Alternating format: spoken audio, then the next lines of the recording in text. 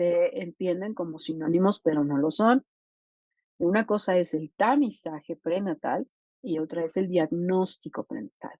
Entonces son cosas diferentes que van relacionadas la una de la otra, pero una solamente es, como su nombre lo dice, un screening, un tamizaje, solo nos va a dar una idea y el otro ya es un diagnóstico, ¿no? Ya definitivo comprobamos o descartamos alguna patología en particular. Entonces, primero, ¿por qué es importante hablar del tamizaje y el diagnóstico prenatal? Ya hemos visto en otras clases, incluso desde Dismorfo, que los efectos al nacimiento son muy frecuentes en nuestra población y un porcentaje de ellos tiene una causa cromosómica, en este caso aquí está representado un 19-20%. También tenemos monogénicas, que sería un 20%, infecciosas, un 11%, y bueno, el 50% no se conoce la causa, ¿no? Que serían estos síndromes polimalformativos. Pero fuera de este 50%, pues sí representa un porcentaje importante las causas de origen genético. Entonces, es por eso que siempre tenemos que tratar de identificar si existe el riesgo en ese embarazo de que exista algún efecto por este tipo. El 30% de los embarazos va a presentar uno o varios efectos al nacimiento, que ya dijimos pueden ser mayores o menores, ¿no? Si recuerdan la clase de Dismorfo. Cuando son mayores, pues la mayoría de estos fetos se van a perder en las etapas tempranas del embarazo. Y solamente los que llegan a término sería el 3%, ¿no? O sea, el 3% de los recién nacidos que llegan a término van a tener algún defecto al nacimiento. Como pueden ver, del 30 al 3%, pues es una gran diferencia. Casi todos se pierden durante las diferentes etapas del embarazo. Y esto es pues por la severidad de los defectos que puedan presentar. Por lo tanto, como dijimos incluso en el tema de multifactorial, cualquier pareja va a tener un riesgo de un 3 a un 4% para tener un hijo con algún defecto. Es decir, todos tenemos un riesgo, nadie se salva, ¿ok? Porque también pueden pasar que esporádicamente, ay, pero si yo soy súper sano, soy súper fitness y todo, y como soy vegano ultra mil y tengo un bebé con un defecto al nacimiento, ¿qué pasó? Pues sí, todos tenemos ese riesgo independientemente de lo que sea, de lo que sea. Todos tenemos ese riesgo por el simple hecho de vivir en este mundo.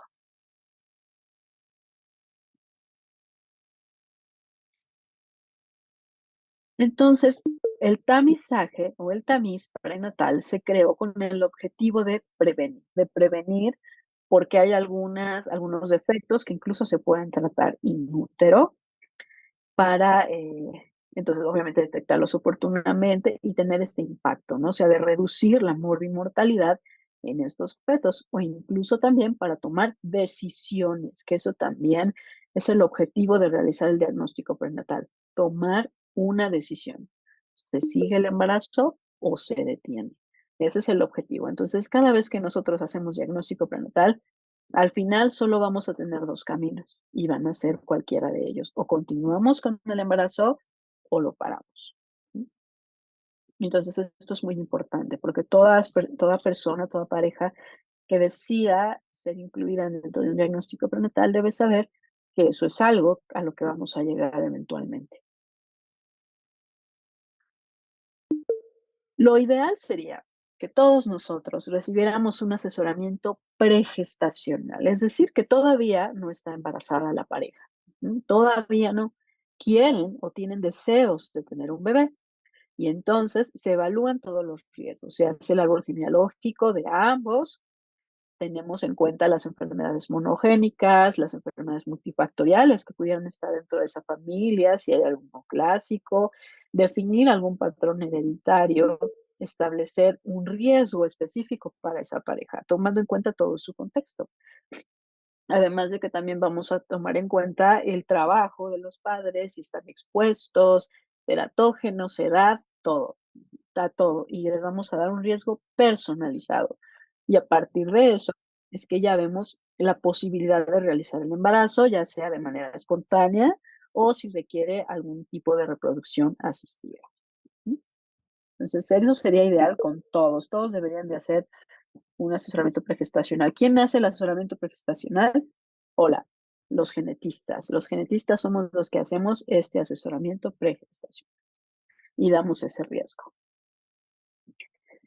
¿Cuándo sería indicado realizar un tamizaje prenatal para una pareja? Las indicaciones básicas, ¿no? Una edad materna avanzada, una mujer de 35 años o más que desea embarazarse por primera vez. Si es secundigesta de más de 35, digamos que sí, sí se puede hacer, pero es un riesgo diferente a las primigestas de 35 años. Tamizaje sérico positivo, cuando hacemos algunos estudios en sangre, que ahorita vamos a ver cuáles, antecedentes familiares, enfermedades genéticas, embarazos previos con cromosomopatías, historia familiar de, aquí no es retraso mental, está un poco viejita esta diapo, es discapacidad intelectual o defectos congénitos, marcadores ecosonográficos, pérdida gestacional recurrente, que se define como dos pérdidas, independientemente del tiempo y si son o no continuas, óbitos o bueno, mortinatos, ¿no? Infertilidad también, cuando no puede embarazarse la pareja, una población con alta tasa de portadores como los judíos, ashkenazi, consanguinidad, enfermedad materna como diabetes, hipertensión, hipotiroidismo, enfermedades autoinmunes, todas esas, exposición a teratógenos, angustia de la pareja o decisión, ¿no? Simplemente yo quiero hacerme mi tamizaje y listo. Y en realidad las indicaciones para hacer un tamizaje prenatal es cualquier pareja en edad reproductiva. Desafortunadamente a nivel institucional no se le hace a todos por cuestión de dinero, pero debería de hacerse a todas, independientemente de la edad de la pareja, si son jóvenes, si son más grandes, todos tienen derecho a realizarse el tamizaje prenatal. El tamizaje nos permite, bueno, tiene por supuesto beneficios, ¿no? O sea, el saber, pero también tiene algunos riesgos y algunas limitantes. Y esto también es algo que debemos de comentar siempre con las pacientes. Los riesgos a nivel del tamizaje son riesgos realmente muy basales porque el tamizaje lo hacemos básicamente en sangre materna. Entonces, pues no, el riesgo nada más es la punción en la mamá, el dolor, etcétera. Pero ya el diagnóstico ya tiene sus propios riesgos, porque al hacer diagnóstico ya utilizamos tejido, pues si bien no directamente fetal, pero sí lo más cercano, como puede ser el líquido amniótico, la biopsia de vellosidades coriales o incluso sangre de cordón umbilical. Entonces ahí sí ya implica una invasión, tiene un riesgo de sangrado, de pérdida, etcétera. Existen diferentes técnicas que ahorita vamos a ver, metodologías, opciones, dependiendo del trimestre también, y recursos legales que nos van a amparar o proteger hasta cuándo podemos realizar cada uno de ellos. ¿Ok? No se hacen en cualquier momento del embarazo, bueno, no todos. Y por supuesto, ya dijimos que siempre va a llevar a dos caminos, o continuamos o paramos. Hay un momento en el que ya no se puede detener ese embarazo por cuestiones legales. Las recomendaciones de la COMEGO, que es el Colegio Mexicano de Ginecobstetricia, es lo mismo que les repetí, bueno, que les decía previamente, que todas las mujeres mexicanas, independientemente de la edad, deberían tener acceso al tamizaje prenatal, sobre todo durante el primer trimestre, para aneuploidías fetales, que es las cromosómicas más frecuentes, que tienen un mayor impacto clínico, así como de defectos de tubo neural y siempre deben de estar bueno, conscientes, ¿no? O sea, siempre bajo un consentimiento informado. En un embarazo de menos de 18 semanas se debe tener un asesoramiento adecuado respecto a las ventajas, desventajas, limitaciones, disponibilidad y siempre se debe de respetar la decisión de la pareja. Esto es algo muy bonito, lástima que los ginecólogos se lo pasen así, por el arco del triunfo, pero bueno. El tamizaje prenatal nos puede permitir conocer el riesgo. El tamizaje, recuerden que es tamiz, no es un diagnóstico, nos permite separar de toda la población las personas que tienen más riesgo de tener, por ejemplo, un bebé con cromosomopatías, con alguna enfermedad multifactorial como defectos de cierre de tubo neural, enfermedades monogénicas y otras. pero todo esto nos permite conocer el tamizaje. El diagnóstico ya es cuando vamos a confirmar o descartar que se tenga lo que sospechamos previamente en el tamiz, ¿no? Si me salió un riesgo alto de cromosomopatías, voy a poder descartar o confirmar mediante, por ejemplo, citogenética clásica, puedo hacer el líquido amniótico, un cariotipo, o puedo hacer un FISH, o puedo hacer un Sanger o un exoma, o puedo hacer un estudio bioquímico. Ujú. Un exoma clínico, o sea, un panel, ¿no? Un exoma completo todavía es cuestión controversial. Entonces, el tamizaje van a ser los métodos no invasivos, que básicamente tienen que ver con sangre materna. Los marcadores bioquímicos los medimos en sangre materna. Los ecosonográficos, pues mediante un ultrasonido. El DNA fetal, igual, es sangre materna lo que vamos a obtener como muestra. Y los métodos invasivos ya serían el diagnóstico, o sea, cuando ya tomamos tejido, biopsia de vellosidades, amniocentesis, cordocentesis o somatocentesis, que es de vejiga. Existen dos tipos de tamizaje, el tamizaje bioquímico y el tamizaje ecosonográfico. Lo ideal es que se combinen los dos para tener un riesgo mucho más certero, tanto el tamizaje bioquímico como el ecosonográfico, más el riesgo a priori o riesgo basal de la madre, que está dado por edad materna, enfermedades maternas básicamente y antecedentes.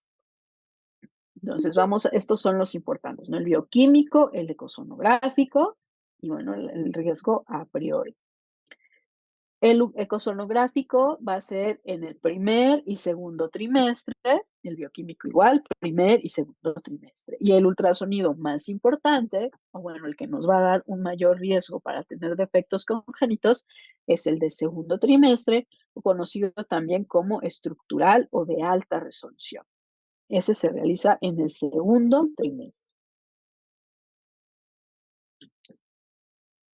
Entonces, recuerden que siempre tenemos que considerar el riesgo basal de esa mamá, de esa pareja, los riesgos a priori, que ya dijimos están dados por edad materna, la edad gestacional. Siempre que llega una embarazada en el primer trimestre, su riesgo es más alto en el primer trimestre de tener una cromosomopatía a que si llega en el último trimestre. ¿Por qué? Porque ya dijimos que la mayoría de las cromosomopatías que tienen efectos graves fallecen en los primeros trimestres. Entonces, si ya llegó al último, quiere decir que es mucho menos probable que tenga una cromosomopatía y si tiene una, es de las que suelen ser más leves, por así decirlo. Entonces, por eso el riesgo cambia dependiendo de la edad gestacional y la edad materna, pues también, ¿no? Es mucho más probable que tenga un bebé con una cromosomopatía entre mayor sea la mamá. Entonces, ya dijimos, en primer y segundo trimestre vamos a tener el tamizaje bioquímico y el tamizaje ecosonográfico. Y ya posteriormente, si esto nos da un riesgo alto, que se considera alto 1 en 100, ya decimos, hay que meter a métodos invasivos. Y métodos invasivos ya es diagnóstico. ¿Ok? Y ahí ya deja de ser tamizaje para convertirse en un diagnóstico. Entonces, tenemos distintos marcadores que también van a ser dependientes de la edad gestacional. El primer trimestre, durante la semana 11 a la 13.6, podemos realizar tanto el marcador sérico como el ecosonográfico. El ecosonográfico en el primer trimestre es el dúo marcador, son dos marcadores, pues la proteína plasmática asociada al embarazo y la fracción beta de la hormona gonadotropina choriónica. Esos son los dos marcadores séricos del primer trimestre. Se le toma una muestra de sangre a la mamá y vamos a medir los niveles de estas dos moléculas. Y el ecosonográfico del primer trimestre se realiza igual de la semana 11 a la 13.6 y el marcador más importante va a ser la translucencia nucal. Es decir, este plieguecito que se hace detrás del cuello de los bebés, ahí normalmente se acumula líquido de manera habitual, pero cuando ese líquido está en mayor cantidad, nos puede traducir que existe algún defecto, por ejemplo, una cardiopatía, que no está circulando adecuadamente el líquido y por lo tanto se va a elevar ese pliegue, ¿no? Va a ser más grande y entonces una translucencia nucal aumentada nos habla de un riesgo alto para tener una aneuploidía. Se mide en moms o unidades moms. Y aquí lo que vemos es, por ejemplo, una trisomía 21, vemos que la papa está disminuida y la fracción beta está elevadísima, ¿no? Para T13 y 18 están disminuidas las dos. Para cromosomopatías de cromosomas sexuales hay disminución de papa normal la beta, triploidía súper altísima la gonadotropina y muy bajita la papa, etcétera. Y se han implementado otros marcadores como el ADAM12, que no nos dan un riesgo para el feto, pero sí para la madre. El ADAM12 está relacionado con un riesgo para tener preeclampsia al final del embarazo.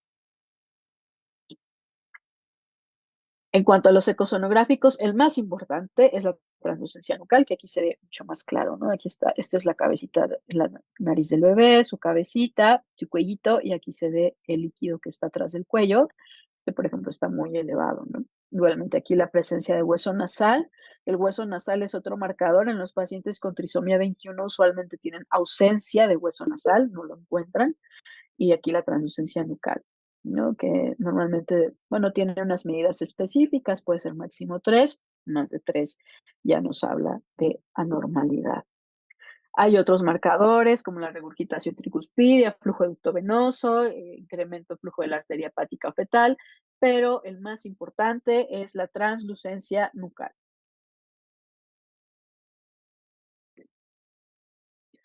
Eso es para el primer trimestre. En el segundo trimestre, los marcadores bioquímicos que existen se pueden realizar a partir de la semana 15 a la 22 aproximadamente. Y aquí el sérico es el cuádruple marcador. Cualquiera que les diga que les va a hacer un triple marcador está obsoletísimo y antiquísimo y nada actualizado. Ya no se usa el triple marcador. Tache, si ven un libro con eso, deséchenlo y tírenlo a la basura porque es el cuádruple marcador el actual y de hecho ya se habla de un quíntuple marcador. Entonces, al menos el cuádruple marcador todavía está vigente y es válido. ¿Y qué medimos en el cuádruple marcador sérico? La alfa-fetoproteína, el estriol no conjugado, la gonadotropina coriónica humana completa, ya no solo la fracción beta, y la inhibina A. Y en el caso de los marcadores ecosonográficos, lo que medimos son ya marcadores propios de defectos estructurales. Aquí ya no va a ser la translucencia nucal, aquí ya se llama pliegue nucal, pero tenemos muchos otros que también son más importantes. Para primer trimestre sí es la translucencia nucal, para segundo trimestre ya son otros. Entonces, igualmente, si vemos alteraciones en el cuádruple marcador, por ejemplo, en T21 está disminuida el alfa-feto, aumentada la gonadotropina, disminuida el estriol, y la, ay Dios, ahí le falta una H, la inhibina A está elevada, ¿no? Y así con las diferentes cromosomopatías. Nunca vamos a tomar solo un resultado de uno de los tamizajes. Recuerden que les dije que siempre se deben combinar, porque a veces tenemos alteraciones en los séricos y no están relacionadas directamente con alteraciones estructurales, ¿no? A veces puede ser por muchas cosas, ¿eh? También alimentación materna, enfermedades maternas, sobre todo las enfermedades autoinmunes, nos suelen elevar estos marcadores. Entonces, como son indirectos, nunca nos basamos solo en uno. Recuerden, siempre hay que combinarlo para ver cómo está el bebé, si tiene defectos o no, más los marcadores séricos. ¿Ok? Entonces, nunca se utiliza uno solo como un marcador de riesgo.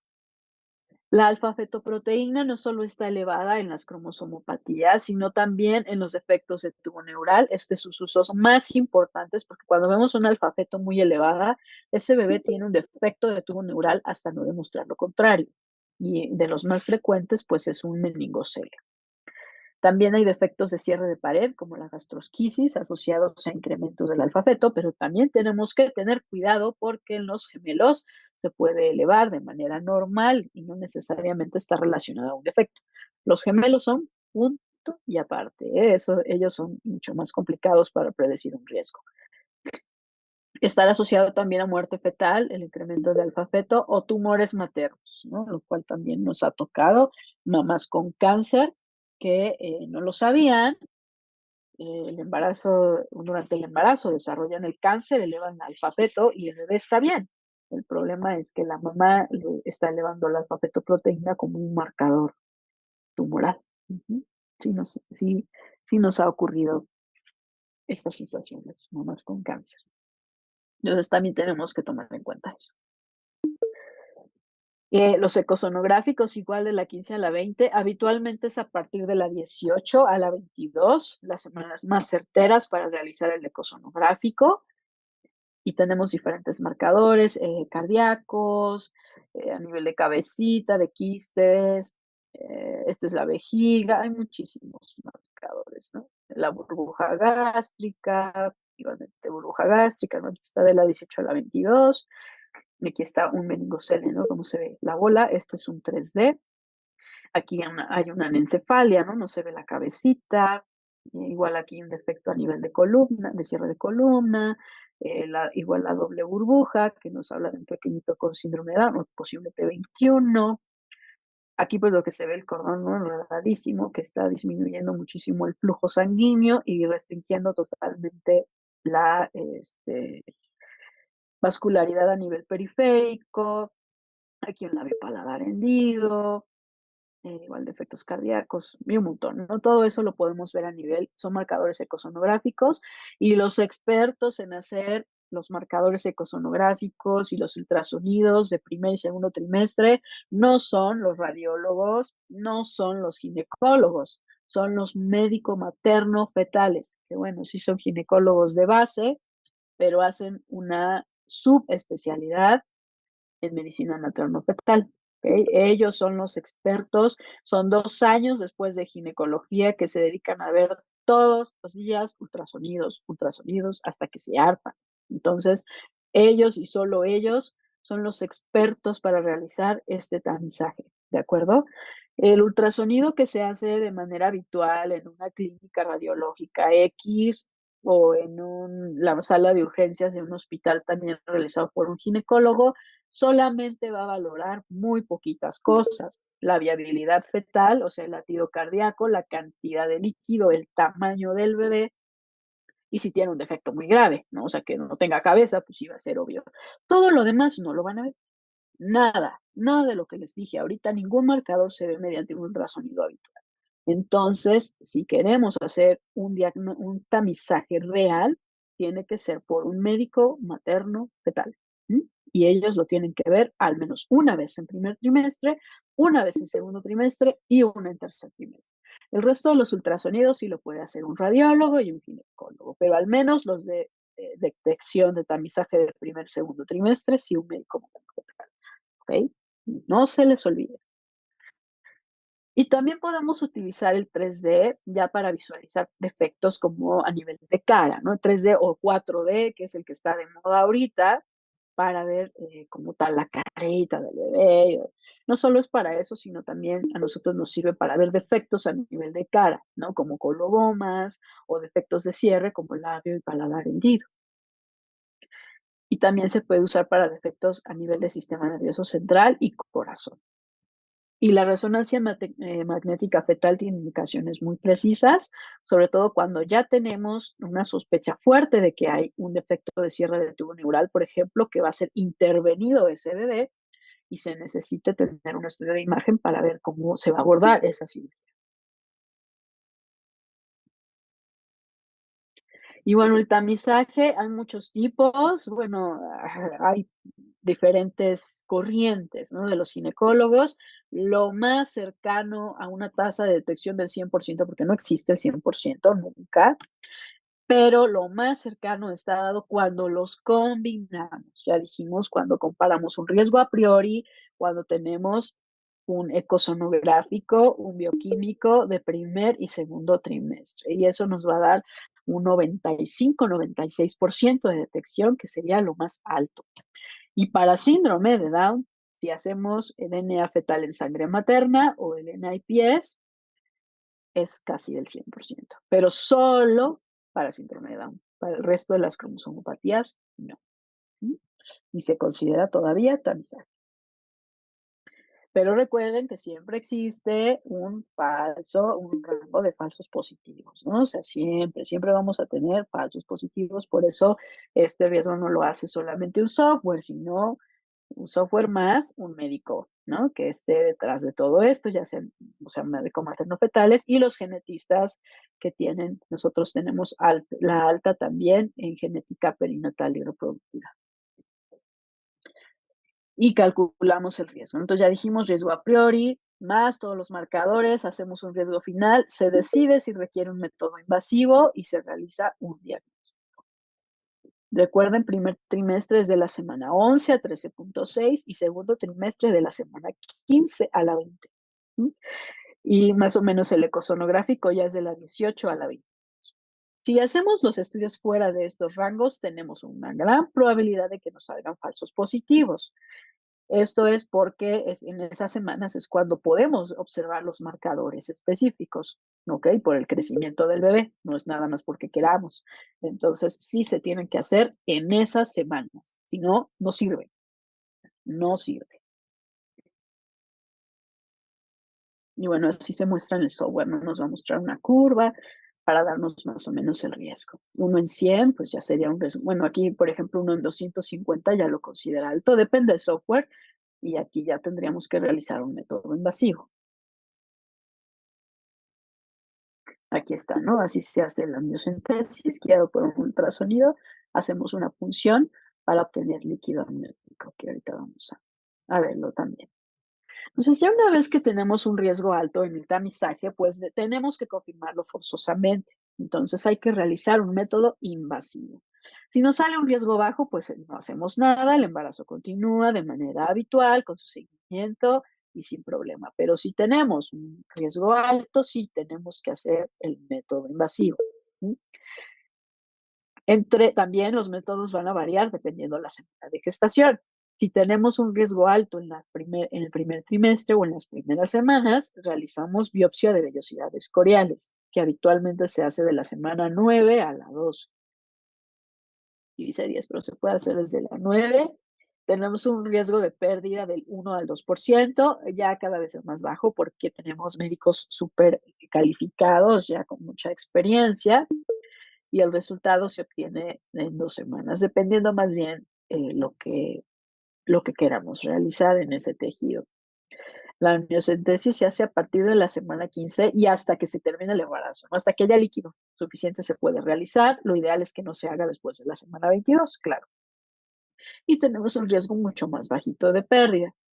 Y la cordocentesis se hace después de la semana 18, más bien casi ya después de la 22, casos muy específicos, y el riesgo de pérdida es de 1 a 3%. Este es el que todavía tiene el riesgo más alto porque estamos funcionando directamente una fuente de alimentación del bebé. Y aquí sí puede desencadenar una respuesta inflamatoria.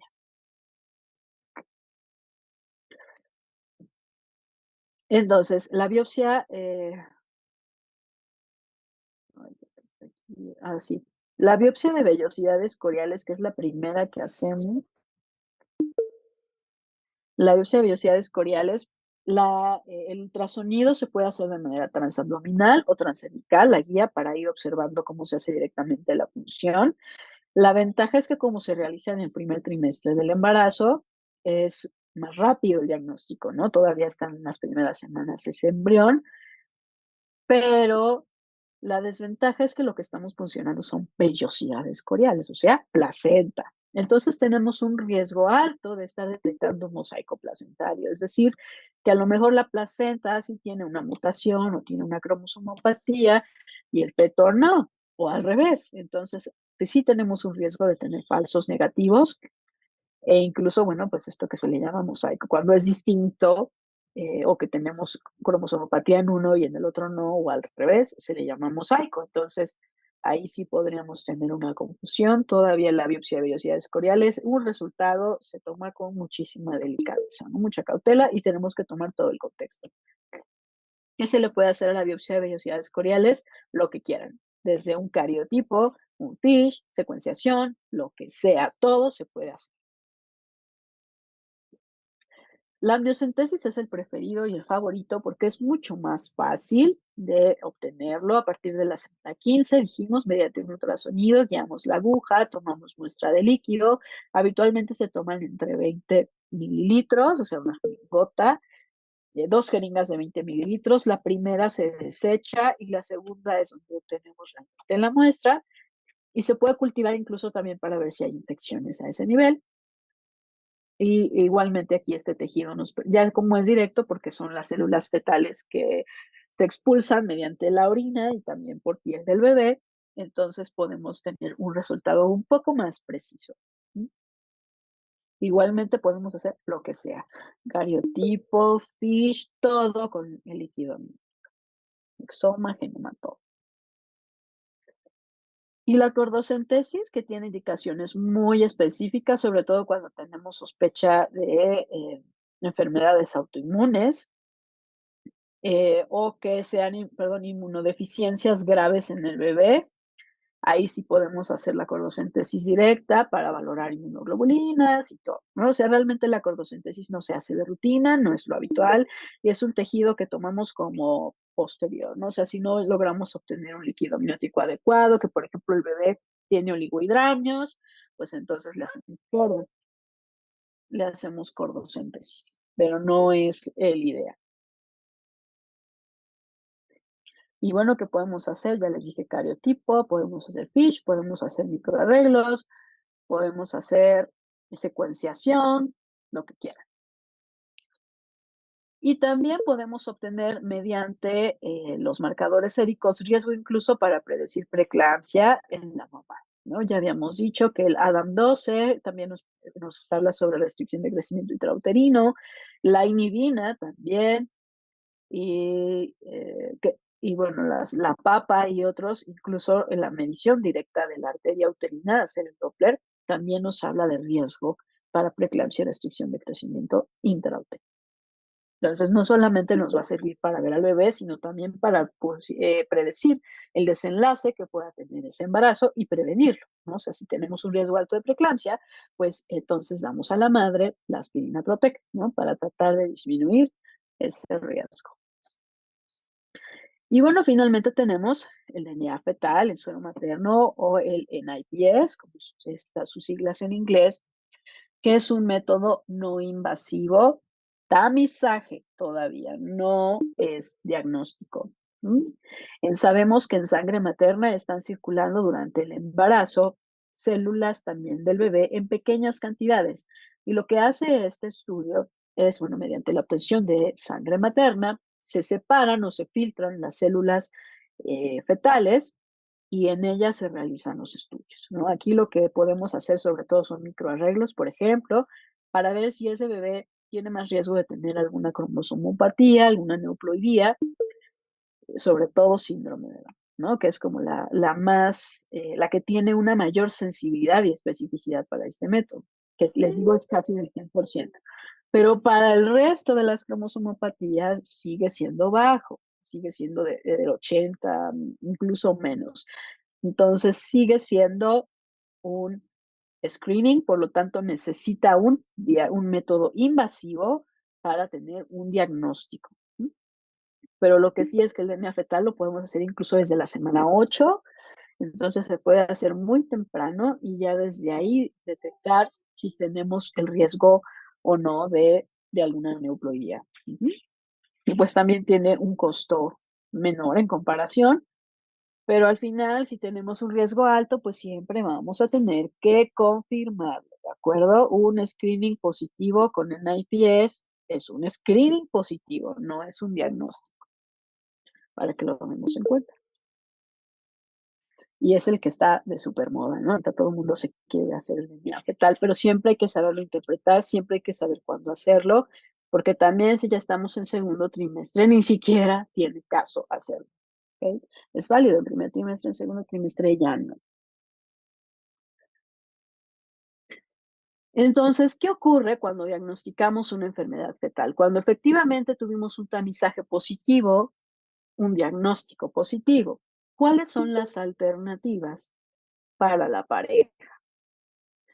Entonces, siempre tenemos que tomar en cuenta que, como les mencionaba al principio, que hacer diagnóstico prenatal, o sea, un tamizaje y diagnóstico prenatal, siempre nos va a conducir solo a 2 caminos, no hay otro tercero ni cuarto, solo hay 2 caminos.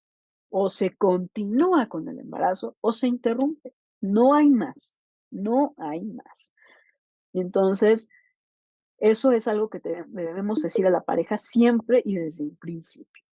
Nos va a permitir tener un pronóstico fetal, sobre todo prepararnos al nacimiento si es que se decide continuar el embarazo en un bebé con algún tipo de defecto. Siempre uno ya nos va a dar como una idea, ¿no? Cómo debemos estar, el pediatra, cómo debe estar preparado, si hay que tener cardiólogo, etcétera.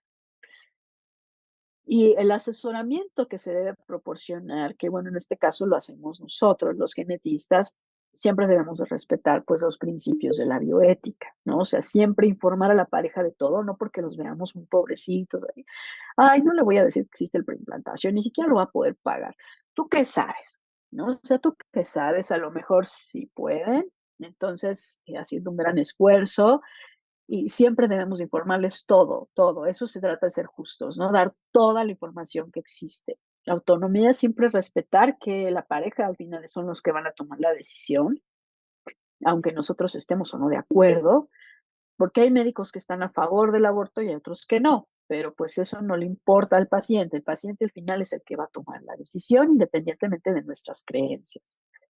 La no maleficencia, no hacer daño. Y ya dijimos que no hacer daño es no hablar. Si yo no sé, no le voy a decir nada. Mejor me callo y lo mando con alguien que sepa, ¿ok? Porque a veces hablar de más y decir cosas que no estoy seguro es dañar. Entonces, no dañar. Primero, no dañar. No acuérdense de nuestro lema, primum non nocere. Y no directividad. Por ejemplo, tengo yo compañeras que son cristianas y entonces, como no están a favor del aborto, pues siempre que ven un bebé con defectos congénitos, dicen, pero su bebé puede estar muy bien, pero y nunca, jamás, nunca tocan el tema del aborto y eso está mal. Aunque uno no esté de acuerdo, no podemos direccionar o dirigir a los pacientes a lo que yo sí considero correcto, porque a lo mejor lo que yo considero correcto para mí no es lo correcto para otras personas. Entonces, no dirigir el asesoramiento, sobre todo en estos casos. Hay casos en los que sí podemos dirigirlo, pero bueno, ese es otro tema, ¿no? Ese ya sería asesoramiento genético. Pero en estos casos no debemos influir con nuestras creencias la toma de decisiones de la. Siempre debemos de tomar en cuenta cuál sería la técnica de tamizaje más adecuada. Ya dijimos, dependiendo del trimestre en el que llegue la pareja, en que llegue la mamá embarazada, y entonces ya vemos si le hago un NIPS, si le hago el sérico dúo o si le hago el cuádruple, dependiendo el ecosonográfico, etcétera, para tener si necesita un diagnóstico, ya darle el pronóstico del feto, o sea, si tiene una trisomía 21, pero no tiene defectos graves, al parecer, entonces el pronóstico puede ser bueno, ¿no? Pero finalmente la pareja decide, o a lo mejor tiene un melomeningocele que puede ser operado en útero, ¿no? Ya existe la cirugía fetal, ya se hace, es una realidad, se hace en el IMSS, se hace en la Gineco 3 de la raza, se hace en el Hospital Infantil de México, en algunos casos, en el IMPER, se está haciendo también en Querétaro, en Guadalajara, en muchos lugares se hace ya la cirugía fetal. Médicos que se han ido a preparar al extranjero son de una sola clínica y se repartieron ya por todo el país. Entonces ellos están capacitados para hacer la cirugía fetal, ya se hace, tiene mucho mejor pronóstico que hacerlo al nacimiento, pero al final la decisión es de la pareja, ¿ok? No de nosotros. Aunque digan, ay, pero doctor, ¿usted qué opina? ¿Usted qué haría? Mm, No, hay que irnos con cuidado porque ahí pues podemos meter de nuestra cuchara y eso no debe pasar. Por eso el asesoramiento debe hacerlo alguien que esté capacitado para asesorar, porque el asesoramiento no es cualquier cosa.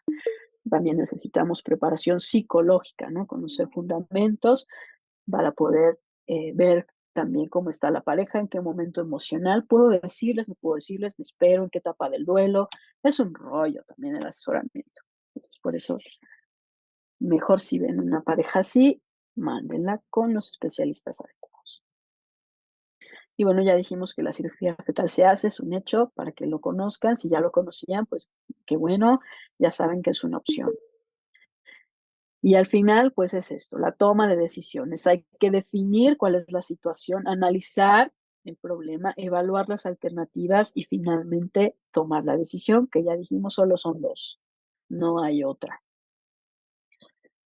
Y bueno, también tenemos otra herramienta maravillosa que es el diagnóstico preimplantación, que ya tiene sus añitos aquí en México.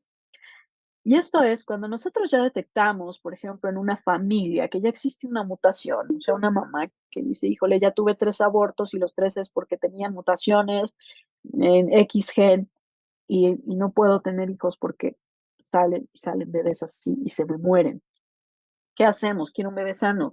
¿Se puede? Sí, sí se puede. Entonces, hacemos una fecundación in vitro y a partir de ahí hacemos crecer el embrión de manera obviamente in vitro y vamos a valorar esos embriones a partir del quinto día. Entonces vemos, ok, entró foblasto, los separamos, los aislamos y vemos si tienen esa mutación. Los embriones que tengan la mutación los guardo y los embriones que no la tengan los implanto. Entonces ya estoy garantizándole a la mamá que va a tener un bebé que no tenga esa alteración. ¿Sí? Pero tenemos que ser muy cuidadosos porque las personas que pagan por esos estudios cuestan alrededor de unos 500,000 pesos, nada más baratito. Tienen que saber que el riesgo solo es para esa enfermedad que estamos viendo. Porque todo lo demás, todo lo multifactorial y agregados, y enfermedades psiquiátricas y todo lo que no podemos ver, no podemos garantizarlo. Entonces no podemos decir, como dicen en genes, les garantizamos un bebé sano, porque eso es una gran mentira.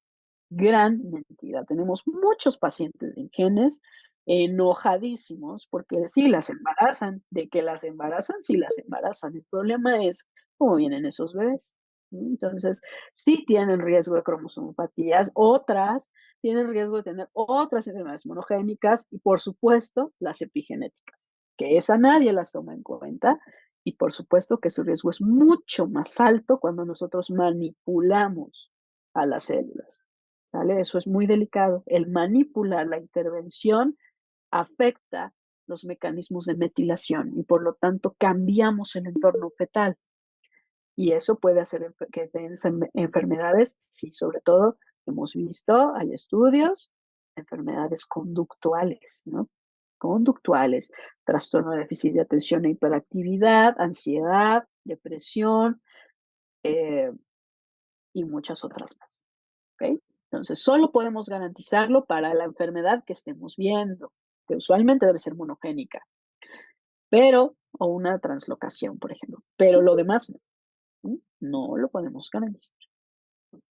Pero sí es de mucha utilidad, sobre todo para estas parejas en los que es recurrente, ¿no? Que ya tienen una enfermedad en la familia y no quieren que se siga presentando. Y bueno, ¿cómo se hace? Ya les mencioné a grandes rasgos, ¿no? Tomamos aquí está nuestro trofoblasto, seleccionamos la célula y entonces ya vemos si tiene o no la mutación, implantamos la que no la tenga. ¿Okay? Y aquí le vamos a hacer, por supuesto, un microarreglo o una secuenciación Sanger para verificar si tiene o no la alteración, dependiendo que sea lo que estemos buscando. Y bueno, sí, sí ha sido de mucha utilidad, sobre todo para estas parejas. Y ya, llegamos al final. ¿Tienen alguna duda?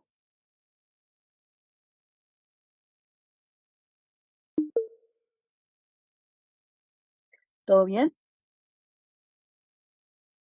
Bueno, no se les olvide. Ujú, eso es algo muy importante, les digo, de verdad, nunca lo van a volver a ver, pero sí es importante porque en algún momento ustedes van a tener alguna pareja, algún paciente que necesite un poco de guía en estos casos y también incluso ustedes, ¿no? Incluso ustedes si algún día deciden ser mamás o papás, pues también van a decir, ah, me acuerdo que la doctora de genética dijo que tenía que hacerme esto y esto y esto. Entonces, también les va a servir, o algún familiar, ¿no? Hermanos o primos, que se embaraza la prima, se embaraza el hermano, y entonces es como, a ver, pero ya te hiciste tu ultrasonido el primer trimestre, pero ya te hiciste.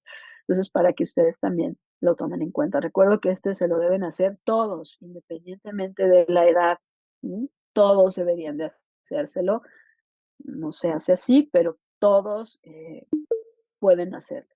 Incluso si no tienen, por ejemplo, pacientes que no tengan acceso a una clínica privada, en el IMSS lo pueden solicitar porque en el IMSS se hace.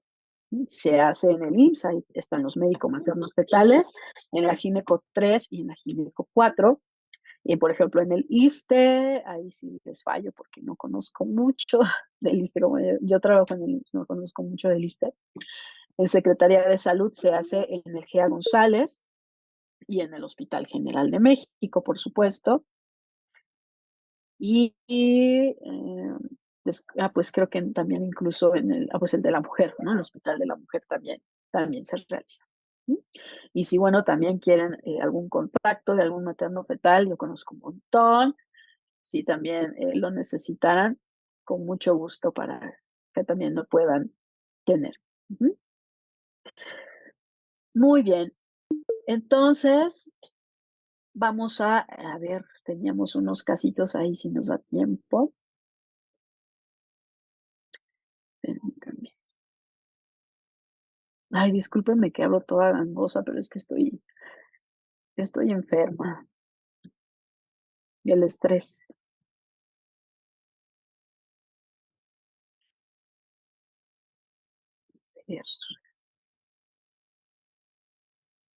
Y no he revisado sus videos, porque muchos los subieron apenas ayer, ya hacía último minuto. No los he podido ver.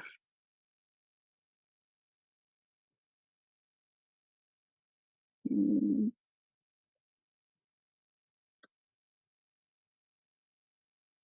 Aquí está. Entonces, a ver,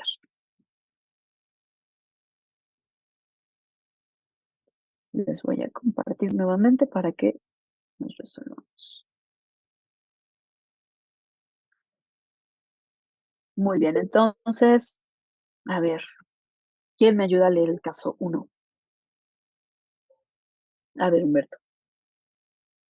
Una mujer embarazada de 40 años de edad acude a cita por primera vez con su médico de cabecera. Tiene 10 semanas de gestación y es su primer hijo. El médico alarmado la reprende por haber decidido embarazarse a los 40 años y la hace sentir muy mal, pues según él, su hijo tendrá muchas malformaciones o mínimo síndrome de Down. Intenta convencerla de interrumpir el embarazo de inmediato. La paciente es sana, no tiene antecedentes heredofamiliares de importancia y tampoco contacto con teratógenos. ¿Ok? Entonces, vamos a contestar las preguntas, ¿no? O sea, ¿están de acuerdo con el médico, con lo que le dijo? A ver, Mafer. Yo no estoy de acuerdo a cómo manejó el doctor a esta paciente, porque sí, puede que haya un riesgo por su edad, pero si no ha hecho las pruebas, no puede confirmar o no le puede asegurar a la paciente de que su bebé tenga un riesgo de presentar alguna alteración. Así que yo opino que la forma como lo manejó estuvo mal, angustió más a la paciente y no le dio como tranquilidad a la paciente, porque yo considero que nosotros como médicos y en general siempre hay que darle las opciones a los pacientes, pero nunca hay que alarmarlos. Efectivamente, ¿no? O sea, no podemos decirle, sí, interrumpa el embarazo cuando ni siquiera estamos seguros, ¿no? A los 40 años puede tener un bebé sano, sí, también. Entonces, no podemos hacer eso. Ok, entonces, a ver, Emanuel, ayúdame con la segunda pregunta. ¿Habría algún estudio que ofrecerle a la paciente antes de sugerirle la interrupción? Tú Sí, dime, claro. ¿conoces algo? A ver, dime. Los que venimos viendo ahorita, por ejemplo, los de imagen, como un ultrasonido durante el primer trimestre, nos podría ayudar por lo menos eh, ver parte de lo que el desarrollo del producto, de lo que va a ser el bebé, y obviamente de ahí ese sería como el de primera instancia, porque también, como dijo, los recursos que tenemos en el ISSSTE, el IMSS y las demás instancias, pues una eco, un ultrasonido se presta bastante. Exacto, ¿no? O sea, podríamos primero hacerle un ultrasonido de primer trimestre, exactamente, porque tiene 10 semanas. Dijimos que a partir de la semana 11, ¿no? A la 13.6, entonces está en tiempo y ver, ¿no? ¿Cuál sería el marcador más importante del ecosonográfico de primer trimestre para sugerir o sospechar que tiene trisomía 21? A ver, Bren, que levantó la mano también.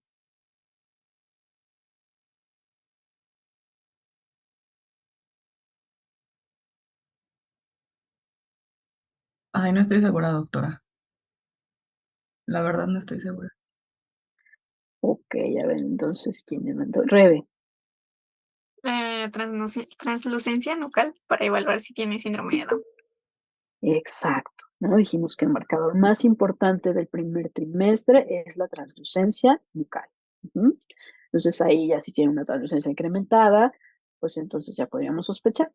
¿Y qué otro estudio podríamos hacerle además del ultrasonido? A ver, Jats. Ay, ¿ya me escuchó? ¿Sí?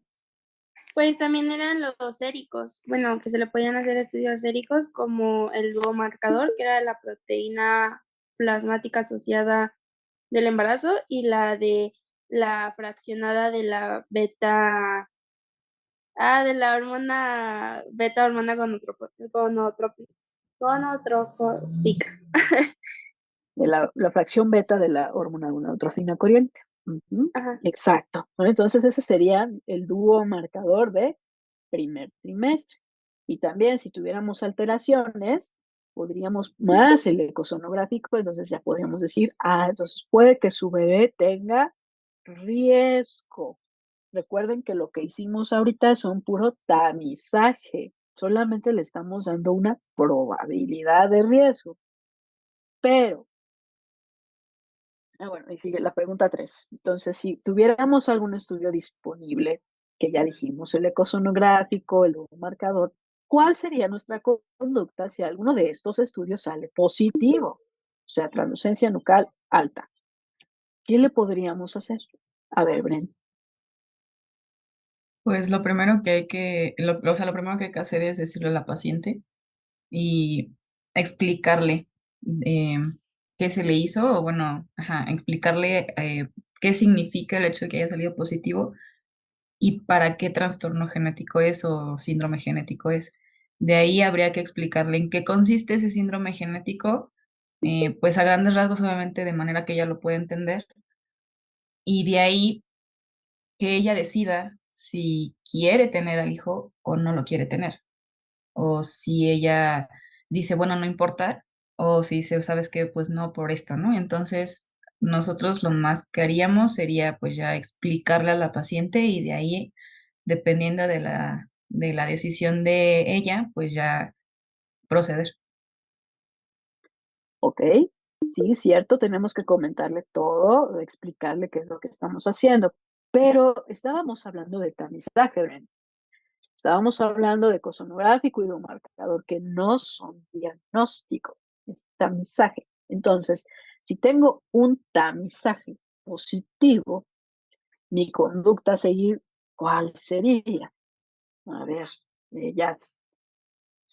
Justo, como el tamizaje nos da como la orientación, bueno, yo lo veo como es la orientación a que algo está mal. Entonces, para buscar específicamente y poder dar un diagnóstico, tenemos que hacer las pruebas que son más invasivas, que eran, por ejemplo, la miocentesis, la cordoncentesis y las otras que eran como ya las pruebas, ¿no? Como tal, de, como, La biopsia de vellosidades coriales, ¿no? la biopsia de vellosidades corrientes. Ok.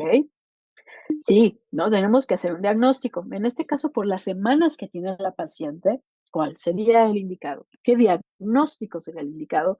Porque está en el primer trimestre, tiene 10 semanas. Supongamos que en lo que le hacen el ultrasonido y el tubo marcador ya tiene 11 semanas, 12 semanas. Las vellosidades. Sí, exacto, ¿no? La biopsia de vellosidades coriales sería el indicado. ¿Sí? Y ahí sí ya podríamos hacerle un cariotipo, por ejemplo, y verificar si tiene o no síndrome de Down. Pero si el resultado fuera negativo, o sea, en el tamizaje, que me sale que no tiene, o sea, ecosonográficamente tiene una translucencia nucal normal, que sí tiene hueso nasal, que el luego marcador sale normal, o sea, sale negativo. Entonces, ¿qué le hacemos a esa embarazada de 40 años? ¿Qué le dirían ustedes? A ver, Jessie, que está como que con muchas ganas de participar.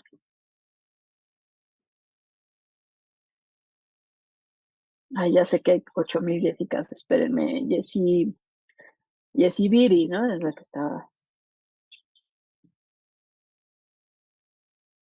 Mm, Ay, doctora, si no, no, bueno, es que habíamos hablado de que se debe de complementar todo, ¿no? Tanto el ecosonográfico como las pruebas, como el riesgo a priori. Y bueno, si todo sale negativo, pero el riesgo a priori es elevado, entonces no sabría, doctora. Ok. A ver, Andrea. En este caso, pues se le podría mencionar a la paciente que pues, el embarazo se torna normal, sin embargo, se tiene que continuar con el control prenatal y en la segunda semana se solicitaría un nuevo ultrasonido. Y los estudios, ay, no me acuerdo cómo se llamaban, eran los cuatro, que era la alfa-fetoproteína, el estriol no conjugado, la gonadotropina crónico-humana y la inhibina 4. Ajá. Perdón.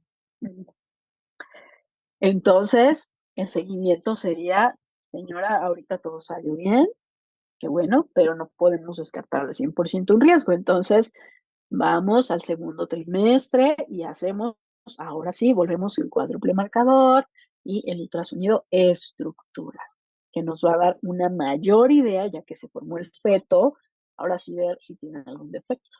Entonces, hasta ahorita, pues sí, ya reduciría el riesgo, porque el riesgo puede reducir, ser alto por edad, pero si salen los marcadores negativos, baja. Y entonces, si ya bajó el riesgo, vamos a continuar el segundo trimestre y vemos, ¿no? Si otra vez salió todo normal, pues ya continúa embarazo normal. Entonces, aquí sería hacer tramizaje del segundo trimestre, nuestra indicación para esta paciente. ¿Ok? Y bueno, supongamos que este bebé sí tiene síndrome de Down, se confirma. Entonces, ¿hay algún artículo en la Constitución, más bien en el Código Penal de la CDMX, que permita la interrupción de embarazos por problemas genéticos? ¿Ustedes saben algo de esto?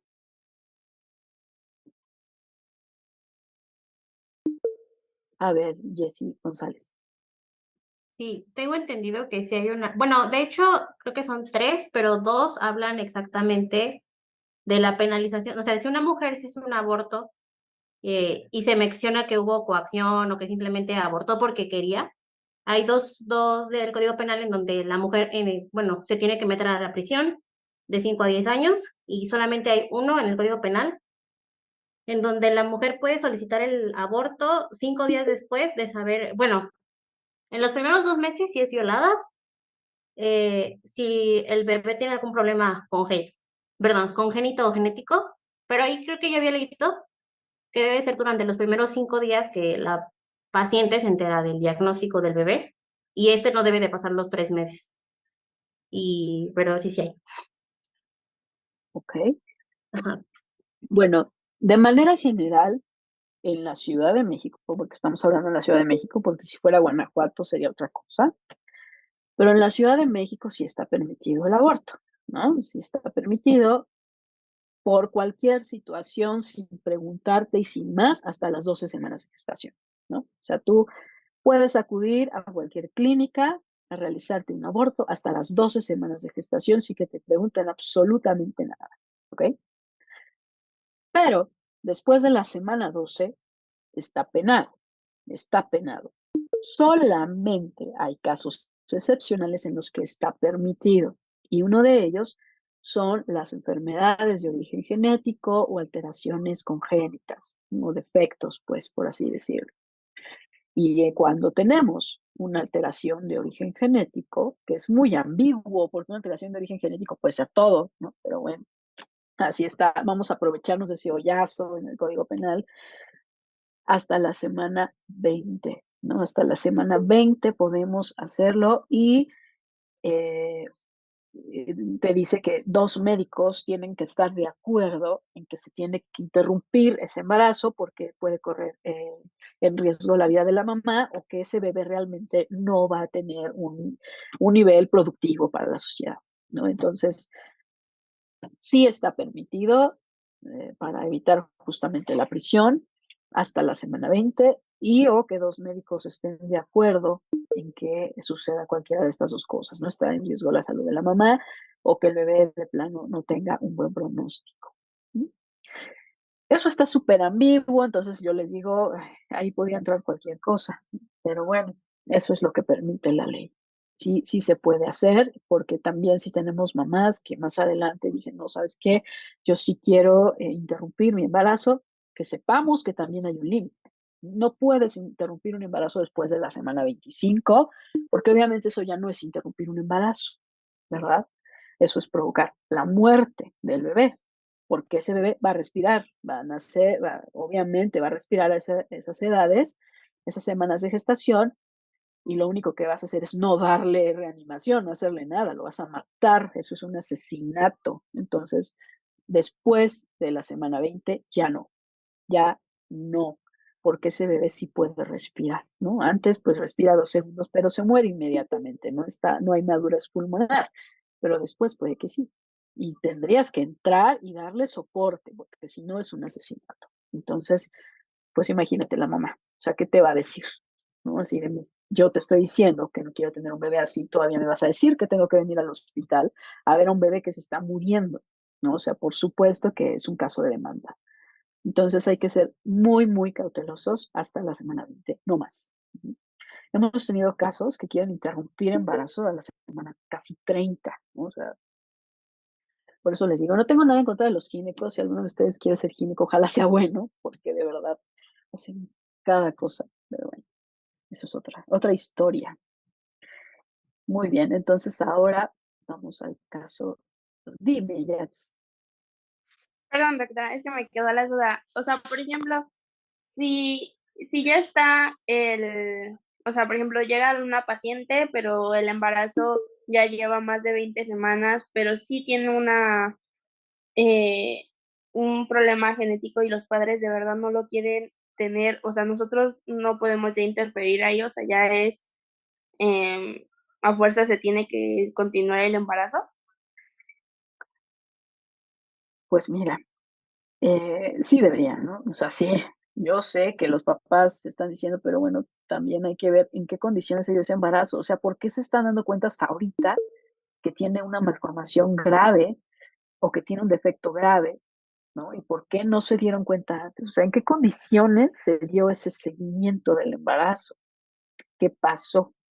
Y sobre ese contexto tomar la decisión.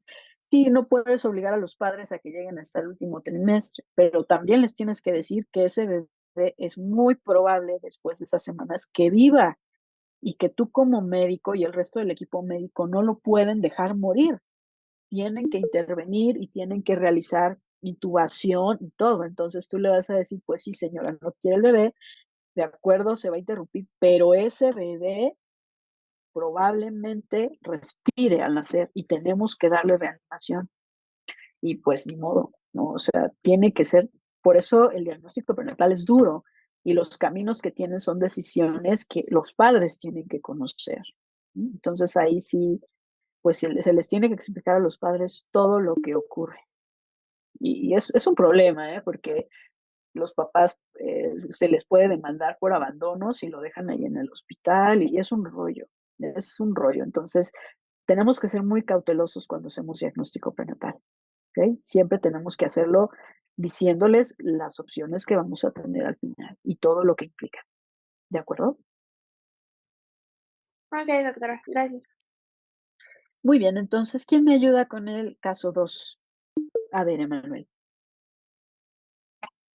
Una mujer de 25 años embarazada acude a cita por primera vez con su médico de cabecera.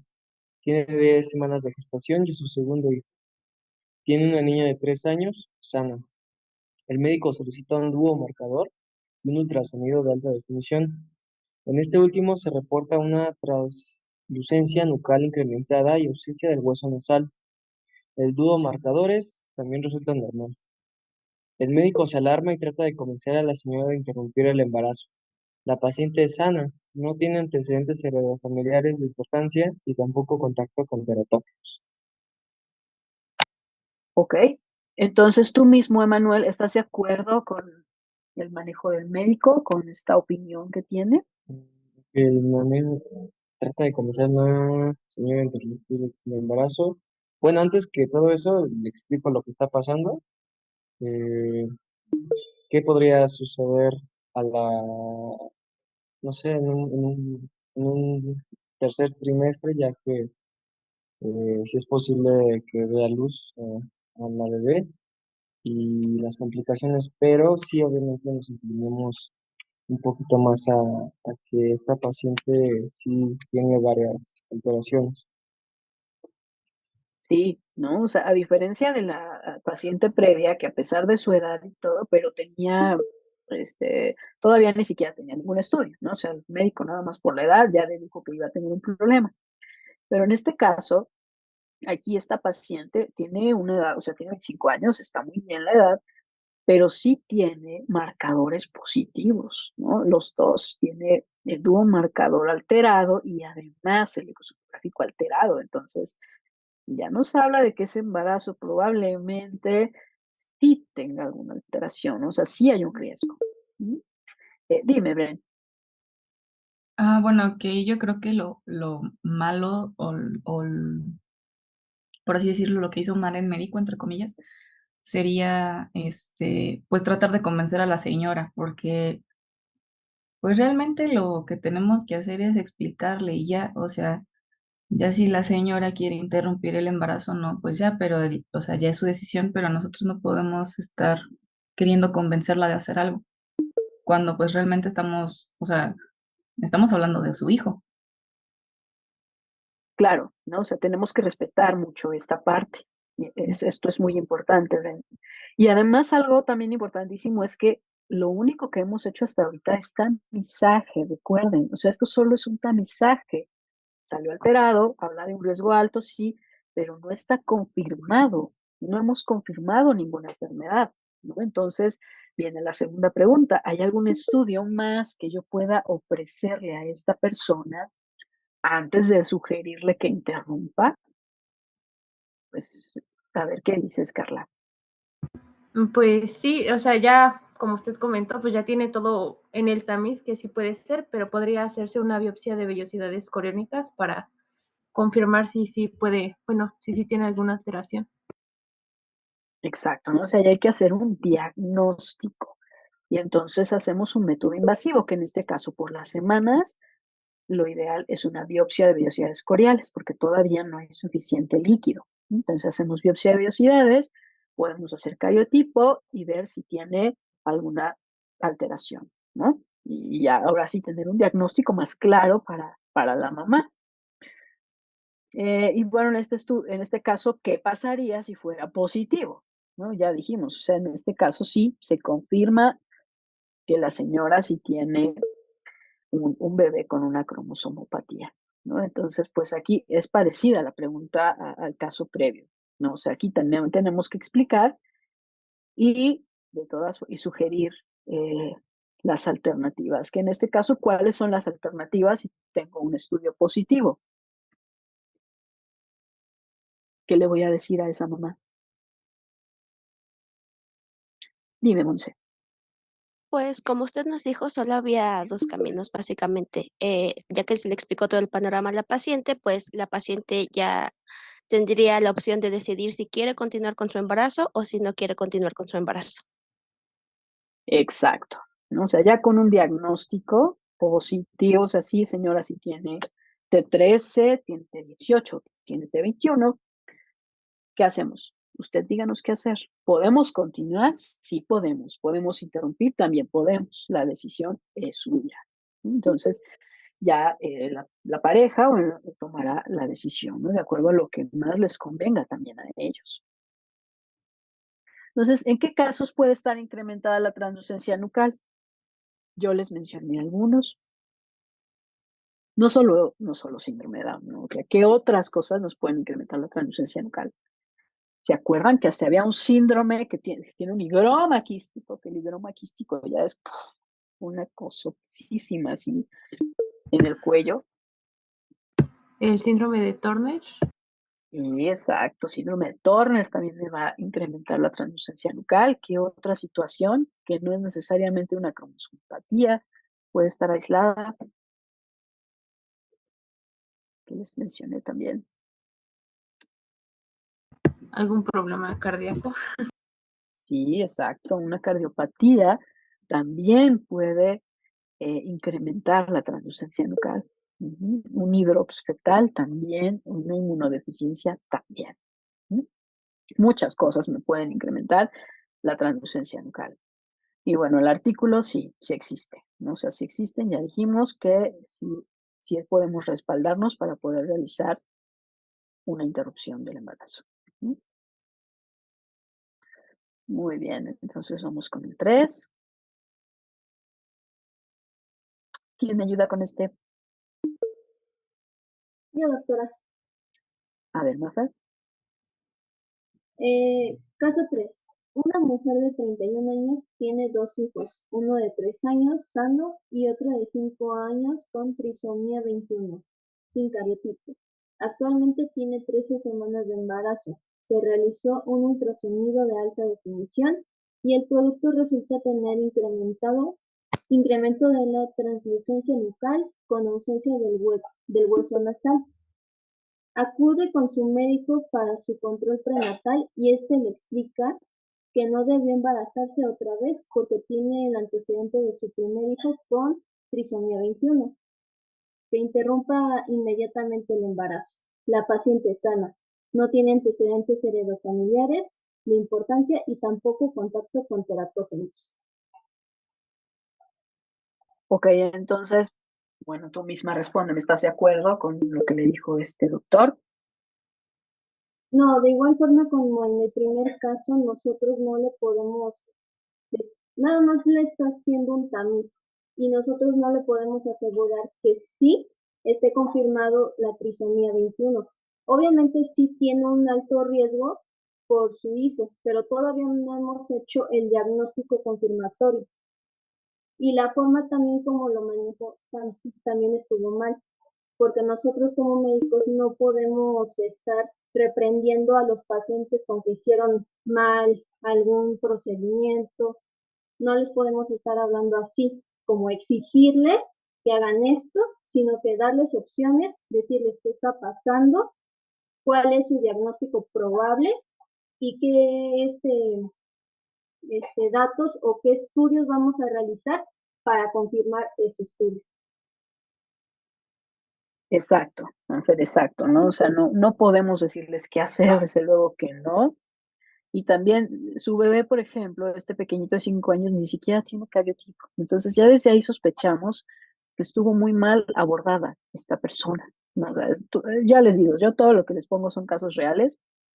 Entonces, estuvo muy mal abordada, no tenía información. Entonces, ¿cómo podemos, o sea, ponernos en ese plan cuando ni siquiera sabemos si la señora entiende que la trisomía 21 se puede volver a repetir, ¿no? O sea, no tiene idea, ¿no? Ni siquiera le explicaron, pues. Ni siquiera tienen el mecanismo de ese síndrome de Down. Entonces nos vamos a ir a la pregunta 3, ¿no? Que dice, la paciente tiene un hijo con trisomía 21.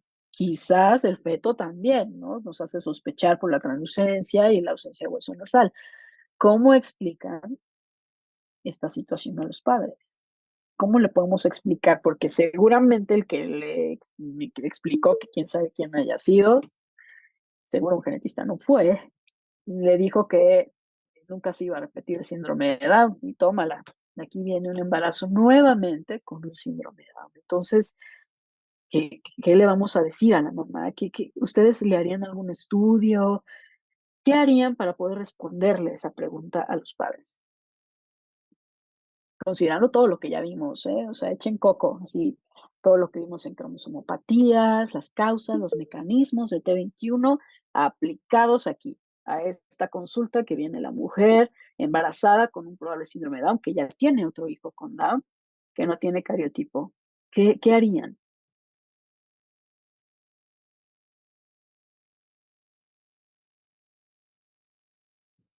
Vamos, ¿nadie?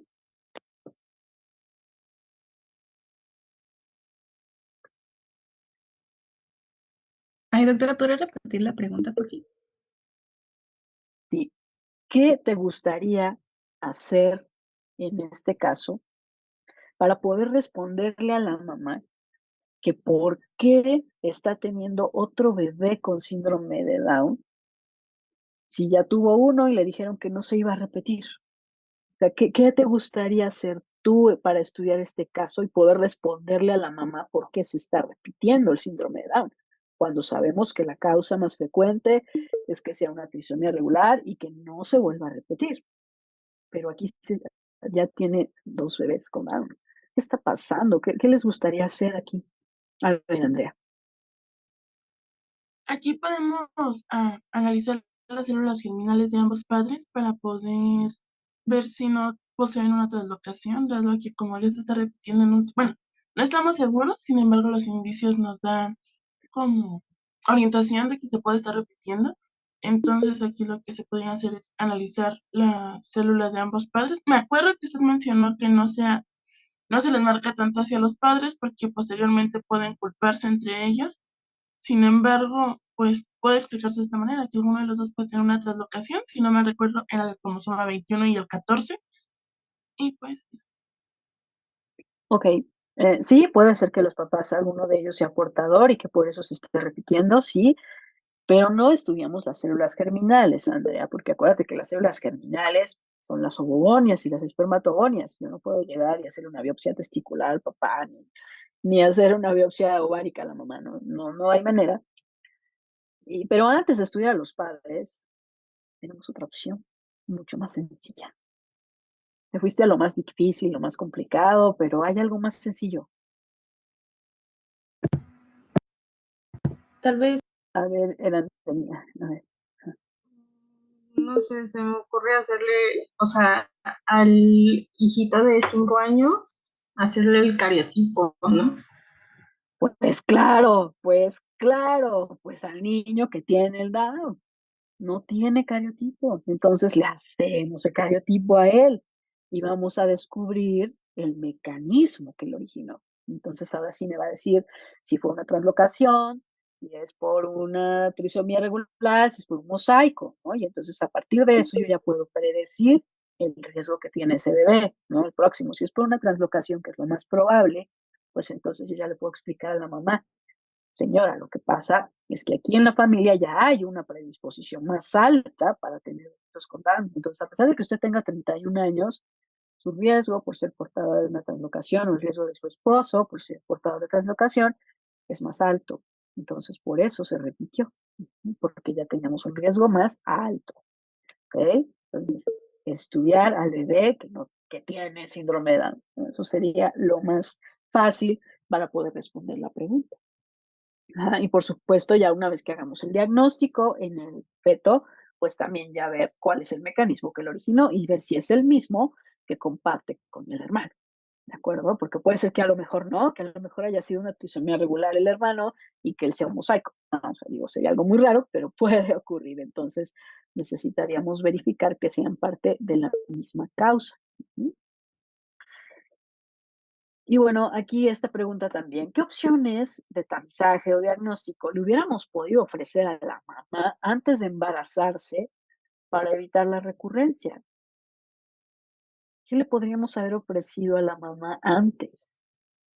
Suponiendo que le hubiéramos hecho el cariotipo al pequeño de 5 años y que sí fuera producto de una translocación. ¿Qué le hubieran podido ofrecer a la mamá que llega y les dice así lo ideal? Me quiero embarazar, soy portadora de una translocación, ¿qué hago? no quiero tener un bebé con Down. Entonces, ¿qué le hubieran ofrecido ustedes después de la clase? ¿Qué le dirían? A ver, Jessie. Pues, bueno, primero se le haría todo lo de, ¿cómo se llama? El asesoramiento genético, ¿no? Lo de los riesgos de, por ejemplo, pues cuáles son los riesgos de que vuelva a tener este síndrome de Down y ya, si se sabe que es por translocación y que puede volver a suceder, pues se le da la opción de la fertilización in vitro, ¿no? Y obviamente se le explica de que es, no, ¿cómo se llama? Se puede evitar obviamente que tenga trisomía 21, pero pues no evita las demás enfermedades que pueden, existir. Exacto. Y la fertilización in vitro sí lo hacemos, pero el estudio se llama diagnóstico preimplantación. Ahí es cuando, porque lo que vamos a hacer es seleccionar el embrión que no tenga la translocación para implantarlo. Por eso es preimplantación. ¿Sí? Porque la fertilización in vitro la podemos hacer para muchas otras cosas, ¿no? Ese nada más es hacer la reproducción por fuera, ¿no? Pero el procedimiento es el diagnóstico preimplantación. Ok. Muy bien, Jessy, exacto, pero siempre tenemos que explicar muy bien. Eso es lo más importante, porque le podemos decir, no va a tener Down, pero nada más. Todo lo demás no lo podemos descartar, sobre todo las enfermedades que no se ven. Es muy importante, como el autismo, ¿no? Tenemos muchos bebés con autismo de madres mayores de 35 años que tienen bebés sanos, ¿no?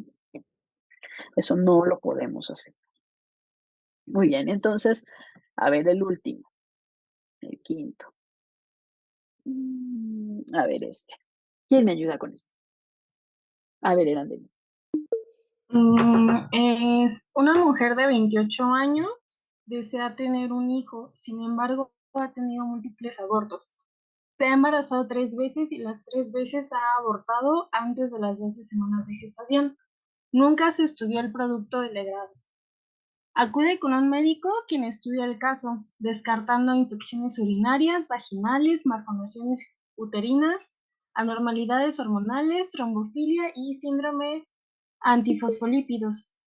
La pareja es sana, sin antecedente de consanguinidad o endogamia. El médico les comenta que no hay causa aparente. Lo mejor es adoptar o que se separen. La paciente y su pareja no conformes buscan otra opinión. Sí, caso real. Entonces, ¿estás de acuerdo con lo que le dijo el médico? No, no. Y sobre todo con el comentario de que se separen. O sea, como que no, ni al caso. Sí, así les dicen. Les dicen, mira, lo que pasa es que ustedes dos no son compatibles, ¿no? Utilizan esa palabra. No son compatibles genéticamente. Entonces, si te buscas otra pareja, pues ya, va a ser otra cosa. Así, es real, ¿no? Entonces, por supuesto que eso no se dice, ¿no? O sea, aunque lo pensemos, no se dice, jamás. Entonces, ¿qué otra explicación podría existir para la recurrencia de los abortos? Porque ya vimos en este caso, ¿no? Ya nos dijo Landeni, se descartó infecciones, malformaciones uterinas, o sea, todo está bien con la mamá, aparentemente ya no tiene nada. Entonces, ¿qué otra cosa podría explicarnos que tengamos tantos abortos? A ver, Marta. Podría ser probablemente que los hijos tengan una triploidía, porque por eso es importante estudiar. Podríamos haber hecho una biopsia de vellosidades coriónicas y yo considero que es lo más probable de los constantes abortos, una triploidía, que los tres hijos tuvieran la triploidía. Puede ser que sea una cromosomopatía, ¿no? Esa es una de las causas. Sí, puede ser que los padres, ambos o alguno de ellos, sea portador de alguna translocación o alguna alteración que esté condicionando a tener fetos con cromosomopatías, por lo tanto, no se logran, ¿no? No se logran, no se logran.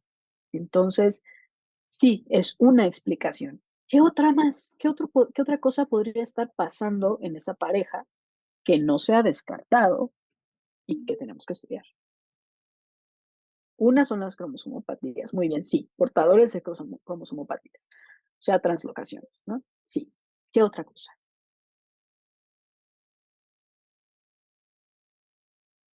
Puede ser una enfermedad autoinmune que los complejos de la madre estén detectados como un objeto extraño al producto, entonces lo estén atacando y por eso provoca un aborto.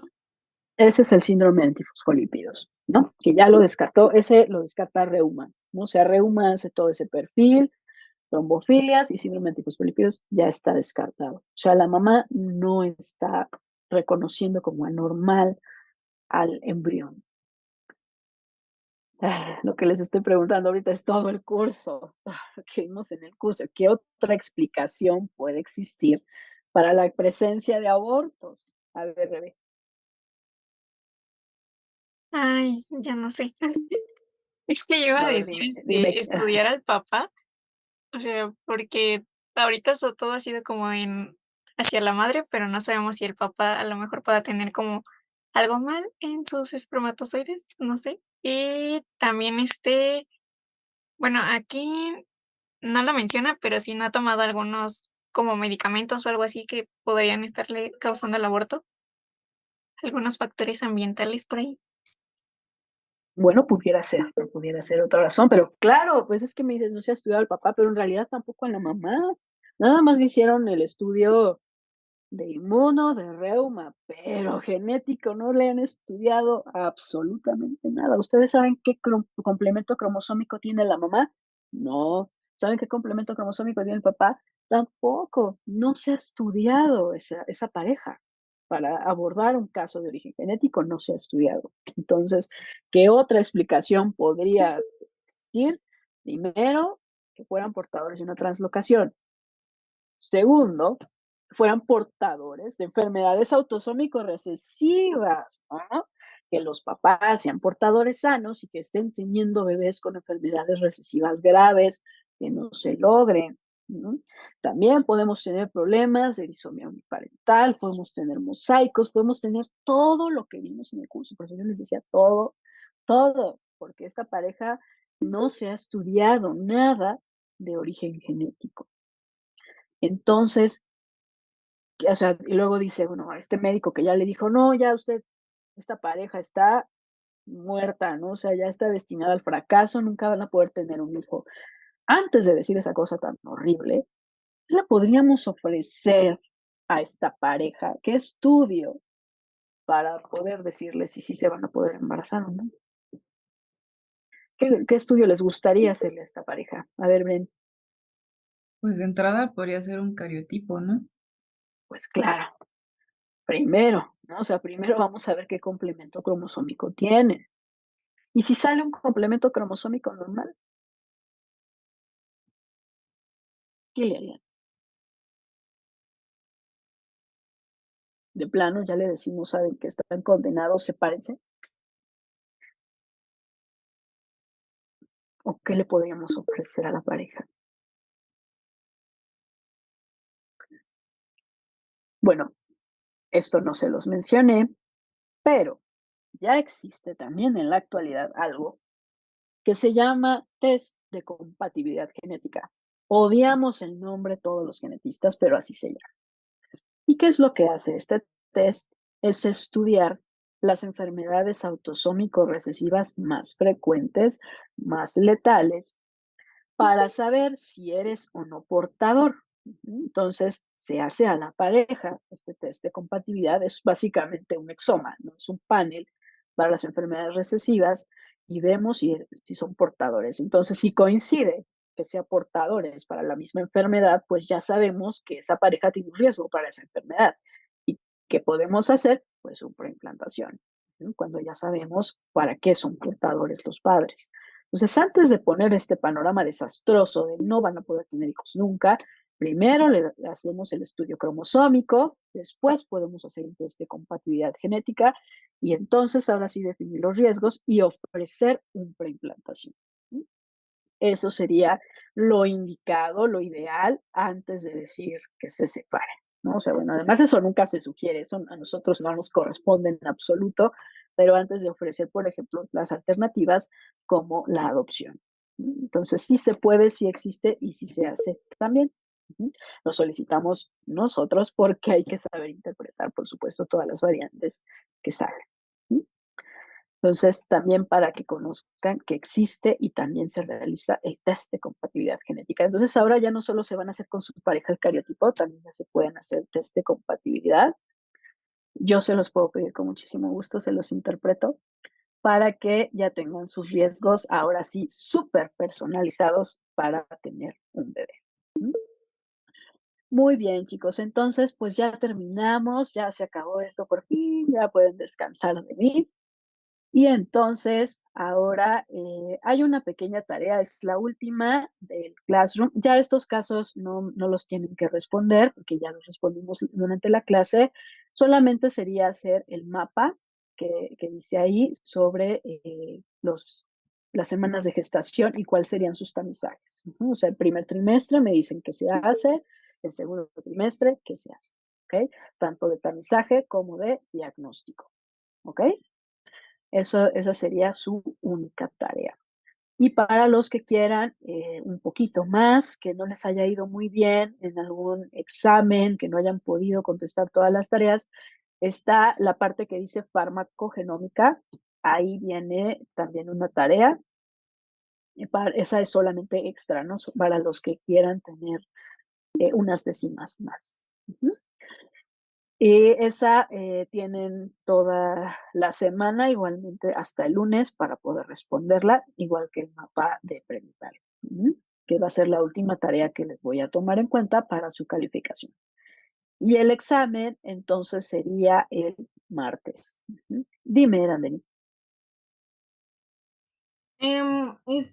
Sobre lo del, había abierto un foro de discusión para lo de la medicina genómica como tarea extra. Ese también lo podemos entregar antes del examen, ¿no? ¿O Sí, hasta ese es qué el fecha? otro. Ajá, esa es la otra que ya estaba abierto. Y la nueva tarea para este módulo, pues es el de farmacogenómica. Serían esas dos las que contarían como extra. ¿Ok? Y entonces el examen, pues sí va a tener que ser en línea, no fue posible conseguir aula, entonces lo vamos a hacer en línea también. Ese yo creo que lo vamos a hacer por Schoology, pero igual yo les voy a decir en la semana cuál es la plataforma que vamos a utilizar. Igual para el examen les pido, como la otra ocasión, que todos nos conectemos por Zoom y ya yo les activo la clave en ese momento. Si tienen alguna duda o algo mientras estudien, digan, sí, no pude con esto, pueden preguntarme sin ningún problema, ya tienen. ¿Ok? Muy Doctora, bien. Sí, el examen sería de hoy en 8 días. sí, sí, porque ya no tenemos más tiempo. El 17 tengo que entregar calificaciones. Entonces ya no tenemos más tiempo, ¿ok? Ese sí ya no lo puedo aplazar. ¿De acuerdo? Entonces, igual ese yo creo que va a ser 4:30 para que nos dé bien tiempo a todos de llegar y tiene duración de 1 hora. ¿Ok? Muy bien, entonces pues los dejo descansar, estudien mucho, hagan sus tareas y nos vemos el próximo martes. Bonita semana. Gracias, doctora. Gracias, Gracias, doctora. doctora. Gracias, doctora. Hasta luego. Bye.